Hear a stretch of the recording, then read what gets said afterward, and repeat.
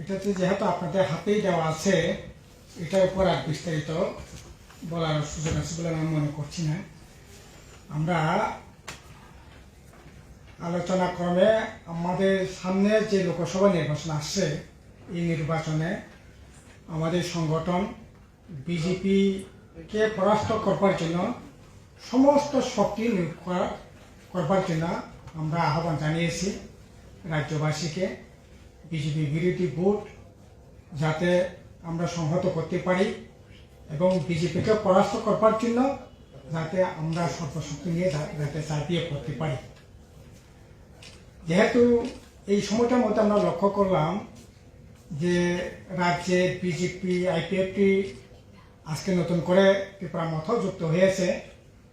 যদিও ত্রিপুরা মথাকে যুক্ত করে কিছু বলবার নেই, তবে আমরা লক্ষ্য করলাম যে এখনও এই যে আমাদের গত সিসি মিটিংয়ের পর এই সিসি মিটিং পর্যন্ত রিপোর্টে যেটা উঠে এসছে, এটা হচ্ছে এখনও রাজ্যে মানে ভয়ঙ্কর ধরনের কাজ খাদ্যের যে সমস্যা, এটা আরো তীব্র হচ্ছে এবং গ্রামীণ যে বাজারগুলো এখন হাহাকার অবস্থা চলছে। এখন মানুষ সরকারের একার কাজ তো নেই, যা পূজার আগে যা কাজ হয়েছে 6 মাস অতিক্রান্ত হয়ে যাচ্ছে, এখনও পূজার আগে যে কাজ হয়েছে তা ছিটে ফুটে, তারও বেশিরভাগ এলাকাতেই সেখানে সঠিক পেমেন্ট পাওয়া যায়নি, পেমেন্ট হয় নাই এবং এখন প্রায় 6 মাস অতিক্রান্ত হয়েছে, নতুন করে কাজ এখনও সেই জায়গাগুলোতে কাজ নেই, বিশেষ করে উপজাতি এলাকায়, এডিসি এলাকায়। এবং মানুষ বিকল্প হিসেবে এখন কিছুই খুঁজে পাচ্ছে না কর্মসংস্থানের জন্য।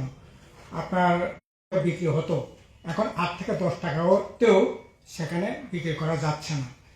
একটা মানে আইপিএফটি এগুলি লক্ষ্য না রেখে ইলেকশনটা এই জায়গাটার উপরে জোর দেওয়ার চেষ্টা করছে।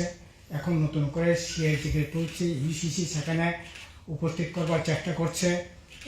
আপনার কি বলবো, যে ফরেস্ট কনজারভেশন অ্যাক্ট যেটা পাট্টার অধিকার পেয়েছিল, এগুলি কেড়ে নেওয়ার চেষ্টা হচ্ছে। এখন এই করে আসলে নতুন করে মেরুকরণ তৈরি করে বিভাজনের রাজনীতি করবার সেখানে চেষ্টা হচ্ছে। এছাড়া আমরা যেখানে আলোচনা করেছি, আলোচনায় যেটা হয়েছে, এই যে দুম্বুর যে বান, এটা 71-72 সালে দুম্বুর বান হয়েছে। এই নিজেরা সম্পদ তৈরি করা তো দূরের কথা, যা সম্পদ অনেক প্রচেষ্টার পর রাজ্যের সম্পদ তৈরি হয়েছে, এই সম্পদটাকে পর্যন্ত এখন টাকাওয়ালাদের হাতে, ব্যবসায়ী প্রতিষ্ঠানের হাতে তুলে দেওয়ার জন্য সেখানে অতিগ্রহণ করছে। আমরা এই ঘটনার তীব্র নিন্দা জানাই এবং কোনো মতেই এই দুম্বুর বানকে সেখানে ব্যবসায়িক প্রতিষ্ঠানের কাছে তুলে দেওয়ার কোনো রকম আমরা সম্পূর্ণ বিরোধিতা করছি।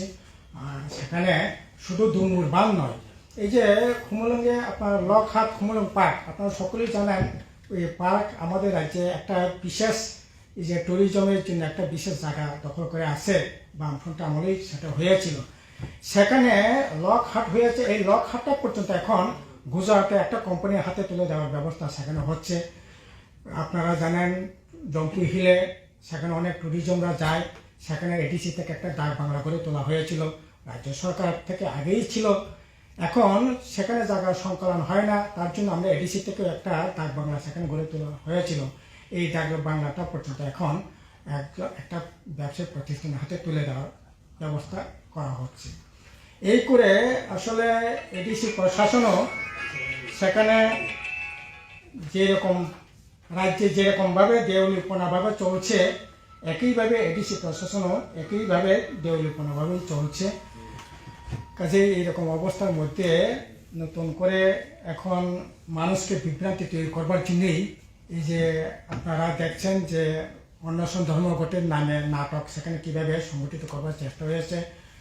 আপনার এগ্রিমেন্টের নামে মানুষকে সেখানে আবার বিভ্রান্তি করে সেখানে আবার তাদের যে 2017-18-তে যে নাটক মঞ্চস্থ হয়েছিল, একই নাটক সেখানে মঞ্চস্থ করবার চেষ্টা হয়েছে।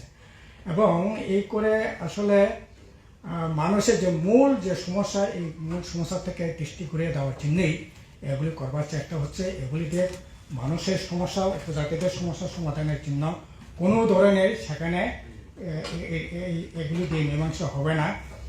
আমরা মনে করি ভোটের জন্য, রাজনীতির জন্য এগুলি করবার চেষ্টা হচ্ছে। কাজেই এখন তো আজকে তো আরও খোলামেলা বাড়ি আমরা দেখছি। আগে ঘুমটা পরে নাচবার চেষ্টা হয়েছিল, আজকে ঘুমটা খুলে সেখানে নাচবার চেষ্টা করছে। তার জন্য আজকে মন্ত্রিসভা তো বিজেপিকে শিখে কীভাবে সেখানে আড়াল করা যায়, রক্ষা করা যায়, এই প্রচেষ্টাই ছিল। এখন আজকে এটা আরও জনগণের কাছে খোলামেলা তার যে সড়ক এটা উন্মোচিত হচ্ছে। এই হচ্ছে ঘটনা। বাকি বিষয়গুলো তো না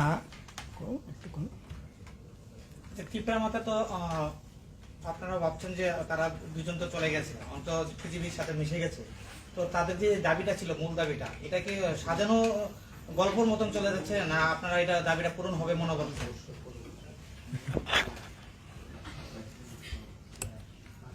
বিজেপি যতক্ষণ ক্ষমতায় থাকবে